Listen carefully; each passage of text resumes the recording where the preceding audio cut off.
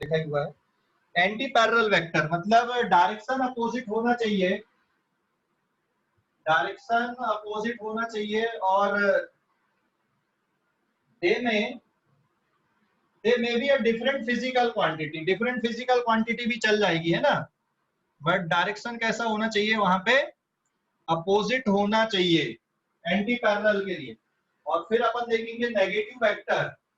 तो anti parallel मतलब theta equals to 180 degree, जैसे ये एक वेक्टर है F1 is equals to 10 Newton, और ये वेस्ट से ईस्ट की तरफ है, और ये एक वेक्टर है, ये ईस्ट से वेस्ट की तरफ है, दैट इज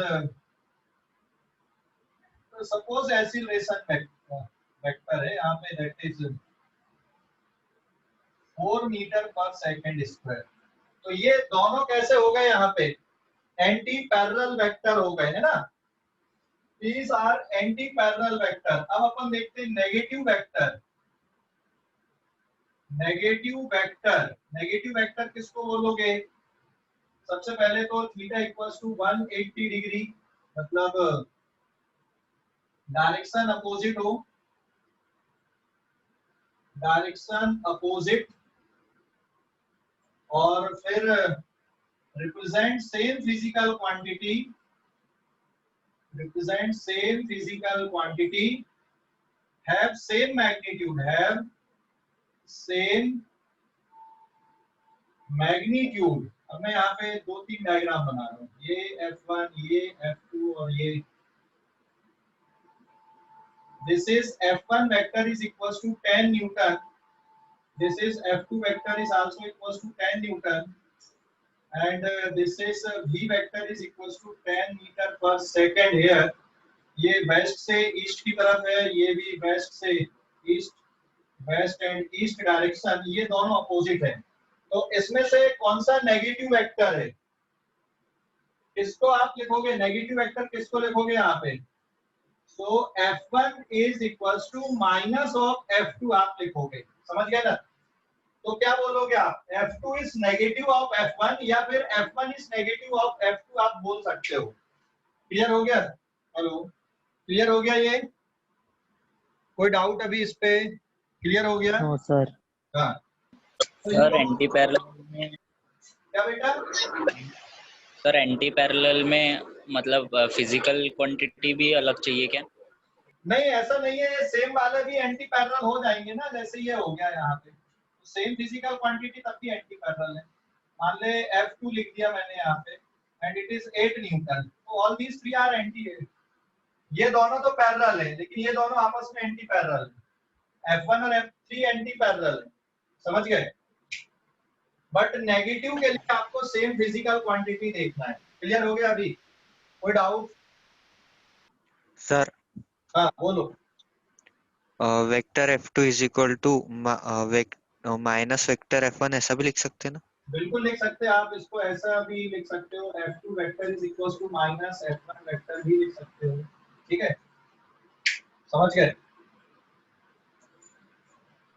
हाँ सर। अभी इस पेज का भी स्क्रीनशॉट ले लो, है ना।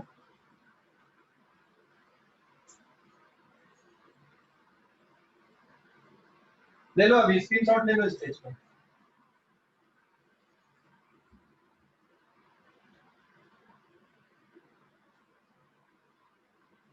ले लिए?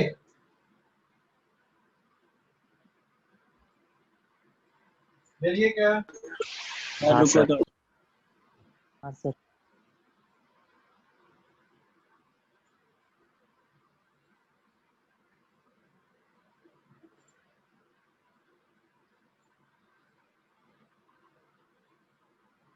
अच्छा, कोप्लेनर किसको बोलोगे, कोप्लेनर वेक्टर, एक ही प्लेन पे रहने वाले कोप्लेनर, है ना, कोप्लेनर, जिनका प्लेन एक ही होगा उनको अपन बोलेंगे कि ये कोप्लेनर है। जैसे ये मैंने बना दिया यहाँ पे, ये एक वेक्टर हो गया, ये एक हो गया, ये एक हो गया, this is vector A, this is vector B, this is vector C. So all these are coplanar vector, जिनका प्लेन एक ही होगा, lie in the same plane, वो कोप्लेनर मतलब lie on same plane, इनको क्या बोलेंगे अपन? कोप्लेनर वेक्टर बोलेंगे। ठीक है, समझ गए? समझ गए? कोप्लेनर की मीनिंग समझ गए? जो एक ही प्लेन पे होंगे, हाँ सर। कोप्लेनर। फटाफट लिख लो। अब मैं आगे बता रहा हूँ। अब अपन आ रहे हैं इसके अलजेब्रा पे। भाई दो वेक्टर को कैसे ऐड करेंगे अपन, ग्राफिकल कैसे ऐड करेंगे, और फिर कुछ एक कैलकुलेशन वाला पार्ट आएगा। तो जल्दी से ले लो इस पेज का भी स्क्रीनशॉट। कोप्लेनर है ना? सर एंटी पैरेलल में मैग्नीट्यूड सेम नहीं रहता ना? एंटी पैरेलल में मैग्नीट्यूड सेम भी हो सकता है ना। एंटी पैरेलल की एक ही पहचान है कि एंगल मतलब 180 का हो या अपोजिट हो, बाकी कुछ नहीं। एंटी पैरेलल में बस डायरेक्शन अपोजिट होना चाहिए और बाकी कोई रिस्ट्रिक्शन नहीं है। ठीक है, समझ गए? सर एक बार रिपीट करो ना। एंटी पैरेलल में सिर्फ डायरेक्शन अपोजिट होना चाहिए और कोई रिस्ट्रिक्शन नहीं है। लेकिन नेगेटिव वेक्टर में डायरेक्शन अपोजिट हो और साथ में सेम फिजिकल क्वांटिटी को रिप्रेजेंट करना चाहिए। ठीक है, साथ में सेम फिजिकल क्वांटिटी को रिपीट करे। समझ गए कि नहीं? चलो। और सर उसमें मैग्नीट्यूड का इम्पोर्टेंस नहीं है ना उतना? हाँ, नेगेटिव में सेम फिजिकल क्वांटिटी और मैग्नीट्यूड भी सेम होना चाहिए। मतलब कुछ एक्स्ट्रा और कंडीशन अपन ने लगा दी है उसमें नेगेटिव पे। एंटी पैरेलल में सिर्फ एक ही कंडीशन है, डायरेक्शन बस अपोजिट हो, बाकी कुछ नहीं। ठीक है, समझ गए? हेलो, समझ गए? हाँ सर। हाँ, अब मैं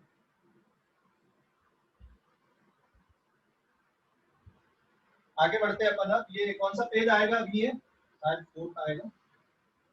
अब अपन देख रहे हैं यहाँ पे addition of two vector by graphical method.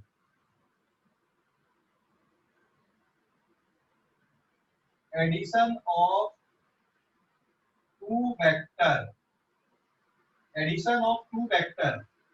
और पहले अपन देख ले रहे हैं यहाँ पे ग्राफिकल मेथड, मतलब जिसको बोलते हैं अपन triangle, triangle rule of vector addition. Addition of vector है ना, या वेक्टर एडिशन शॉर्ट फॉर्म में लिखते हैं अपन। ट्राइंगल रूल या फिर ट्राइंगल लॉ भी पढ़ते हैं इसको। ट्राइंगल रूल या लॉ पढ़ लो, जो भी पढ़ना आपको। Triangle law of vector addition.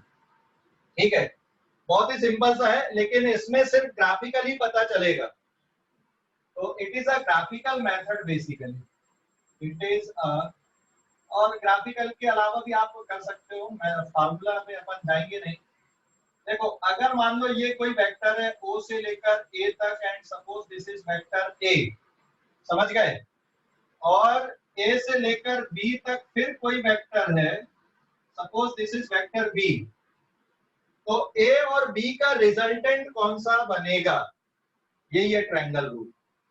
तो अगर मान लो आप यहां से चले, यहां से चलते गए चलते गए चलते गए यहां तक आए A तक, और फिर A से मुड़ के आप इधर चले B की तरफ।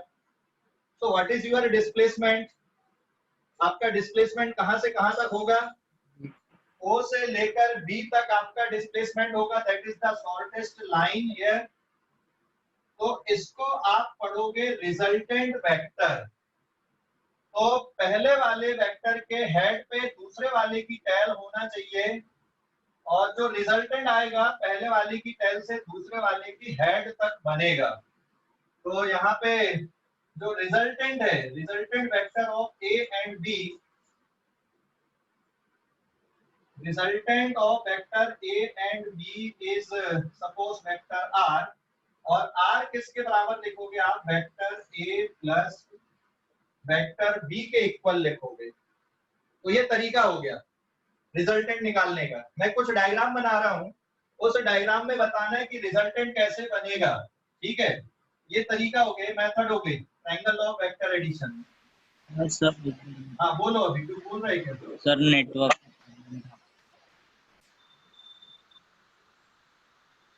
इस पे कहां से कहां तक आएगा? इसमें कहां से कहां तक आएगा? ठीक है, O से B तक। O से B तक। O to B। ये मान लो यहाँ पे P है, ये Q है, और सपोज ये आर है, बी क्यू आर में कुछ और लिख लेते हैं। सपोज ये ए, ये बी और ये सी है, this vector is a, this vector is be here. तो रिजल्टेंट कहां से कहां तक बनेगा? इसका A रिजल्टेंट to है C. ना, A are, to C.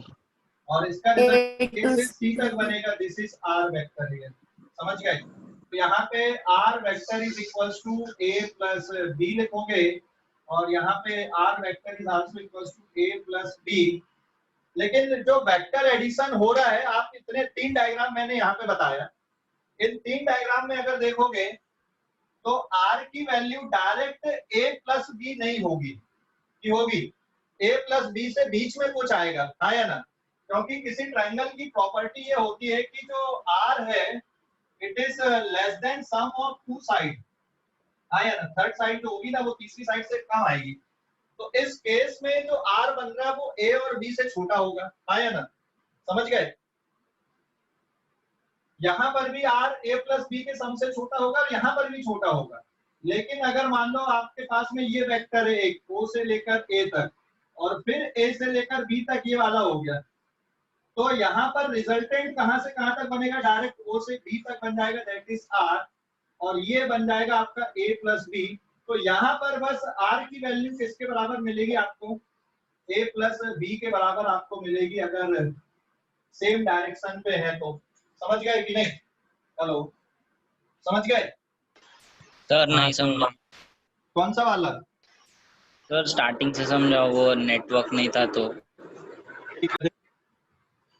Triangle law of vector addition में क्या होता है, आपको दो वेक्टर को ऐड करना है। तो दो वेक्टर को अगर आपको ऐड करना, भी देखिए यहाँ पे पेन लेके बता रहा हूँ, ये एक वेक्टर हो गया ए, ये एक वेक्टर हो गया बी, ठीक है, दिख रहा है ना?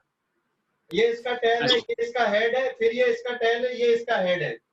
तो बेटा इन दोनों का जो रिजल्टेंट बनेगा वो कहां से कहां तक बनेगा? पहले वाली की टेल से दूसरे वाले की हेड तक बनेगा।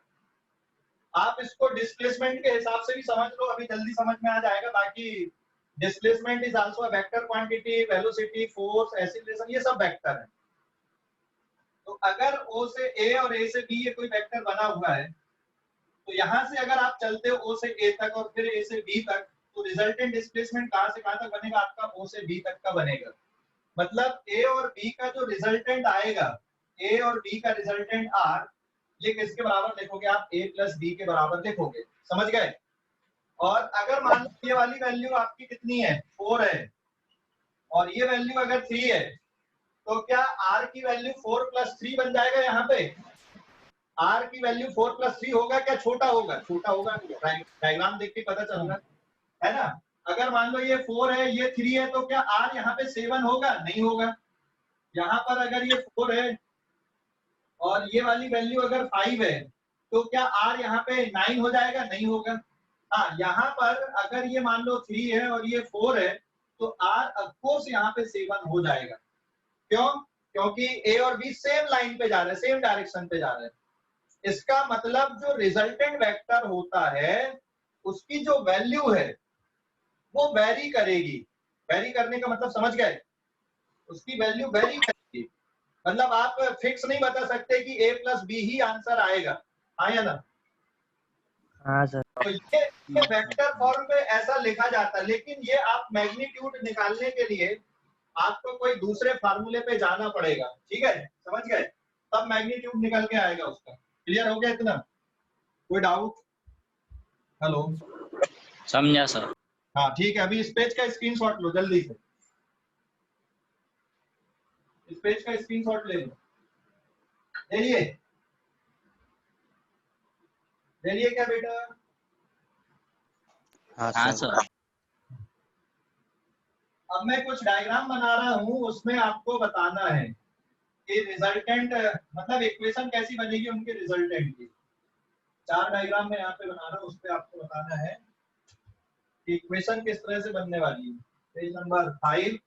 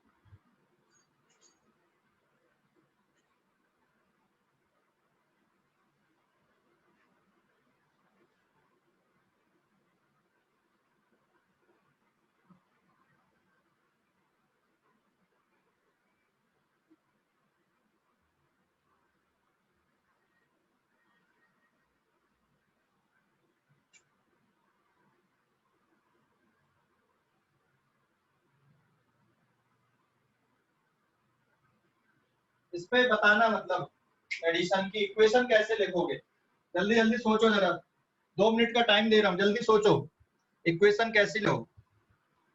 पहले वाले का क्या लिखे हो? A vector equals to C vector plus B vector. Important नहीं है, देख ए यहाँ पर C plus B vector is equals to A vector आएगा, क्योंकि C और B ऐड करके A बन रहा है। यहाँ पे देखोगे तो P plus R equals to क्या बन रहा है, Q वेक्टर बन रहा है। यहाँ पे कैसा बन रहा है, ये y plus Z is equals to x बन रहा है, और इसमें कैसा बन रहा है, a plus b is equals to c बन रहा है यहाँ पे। हाँ या ना, समझ गए? कोई डाउट नहीं? समझ गए? डाउट है? समझ गए या डाउट है? हेलो, देख लो जल्दी जल्दी, आंसर मैच कर लो अपने, जल्दी जल्दी देख लो। समझ गए क्या? हाँ सर। सर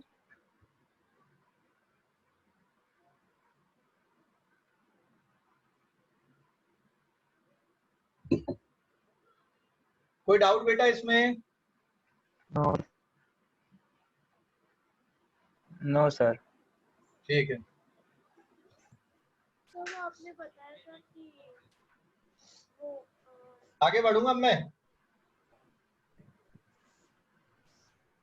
आगे बढ़ूं? हाँ बोलो। तो वो आपने बताया था ना कि ट्रायंगल में वो थर्ड साइड जो है वो कभी भी लेस होती है सम ऑफ टू साइड्स के, तो हाँ। कैसे यूज करना है वो क्या? इसको?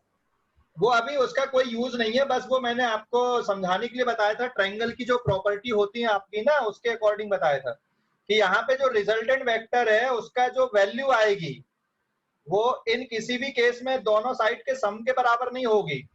जनरली अगर मैं ऐसा लिख दूं, देख मैं यहाँ पे नंबर के ऊपर लिख देता हूँ, जैसे अगर मान लो यहाँ पे ये कितना है, 4 है और ये 3 है और ये सपोज यहाँ पे 2 है, तो जनरली 4 प्लस 3 इक्वल्स टू हो गया 7, और ये 7 क्या है यहाँ पे 2 से बड़ा है कि नहीं है? आया ना, समझ गए? अरे समझ गए? तो जो रिजल्टेंट आ रहा है, जो रिजल्टेंट है, रिजल्टेंट तो 2 है तुम्हारा, लेकिन अगर आप वेक्टर फॉर्म पे देखोगे तो 4 vector plus 3 vector is equals to 2 vector, but 4 plus 3 is not equals to 2 ना, आया ना? लेकिन जब वेक्टर फॉर्म पे लिख रहे हैं तो वो तो इक्वल आ रहा है। अभी समझा दोनों में फर्क? ये स्केलर सम होता है और ये कौन सा सम है, वेक्टर सम है। अभी समझ गए? हेलो, हाँ सर। हाँ, 4 प्लस 3 नॉर्मली ऐड करोगे तो 2 के बराबर नहीं आएगा, लेकिन 4 वेक्टर प्लस 3 वेक्टर आप करोगे तो वो किसके बराबर हो सकता है, 2 के बराबर हो सकता है। समझ गए कि नहीं? नहीं सर फिर से समझो। देखो मैंने क्या लिखा वहां पे, 4 प्लस 3 की वैल्यू किसके बराबर लिख रहा है अपन, 2 हो सकती है क्या, 7 होती है। हाँ 4 सर। प्लस 3 नॉर्मली, उसके नीचे वाली लाइन पे देखो 4 vector plus 3 vector is equal to 2 vector बनेगा यहाँ पे डायग्राम के अकॉर्डिंग। मान लो x की वैल्यू 2 है, y की वैल्यू 4 है, z की वैल्यू 3 है, तो नॉर्मली अगर आप ऐड कर रहे हो, नॉर्मली मतलब normally 4 plus 3 is not equal to 2, लेकिन जब आप वेक्टर फॉर्म पे ऐड करते हो तो फिर वो 2 के बराबर है। तो यहाँ पे जो एडिशन चलेगा या जो रूल हमको सीखने पड़ेंगे वो वेक्टर एडिशन वाले रूल हमको सीखने पड़ेंगे। समझ गए? सर वेक्टर फॉर्म में मतलब वो 2 कैसे आया वेक्टर फॉर्म में, वही समझ में नहीं आ रहा। ये x की वैल्यू 2 मान लिया ना तुमने यहाँ पे, सपोज इसका मैग्नीट्यूड 2 है तो 2 वेक्टर लिख दिया मैंने, ये 4 वेक्टर लिख दिया, ये 3 वेक्टर लिख दिया। समझा अभी?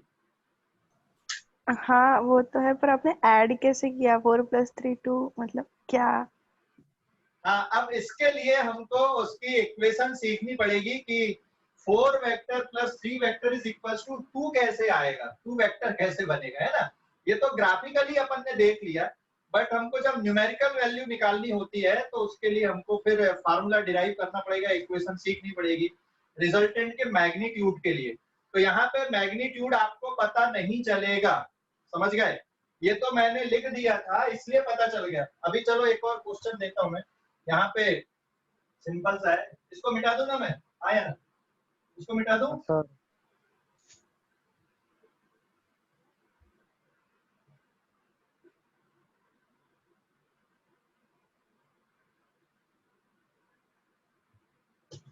एक क्वेश्चन अपन देखते हैं फिर अपन आगे बढ़ेंगे। Suppose you have a vector f1 and its magnitude is 10 Newton, और ये दूसरा वेक्टर है यहाँ पे f2, its magnitude is 8 Newton, और इन दोनों के बीच में यहाँ पे एंगल 60 डिग्री का है। तो इन दोनों का जो रिजल्टेंट बनेगा f का मैग्नीट्यूड कितने का होगा आपको ये बताना है।